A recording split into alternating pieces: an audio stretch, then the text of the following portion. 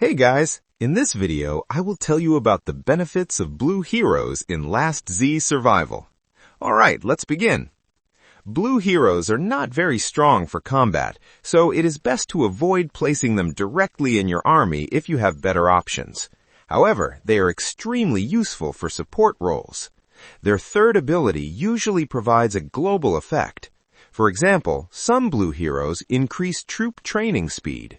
When fully upgraded, this bonus can reach up to 15% per hero. Others provide bonuses to faction attack or defense, which can still be helpful over time. Several blue heroes are focused on resource gathering. These heroes increase gathering speed and resource output.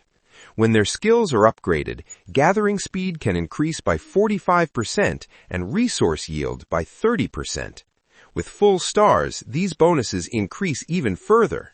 In total, 3 blue heroes boost training speed, while the other 3 improve resource gathering, such as wood and electricity. This becomes very important as your headquarters approaches level 30. Blue heroes also provide value through the Hall of Honor.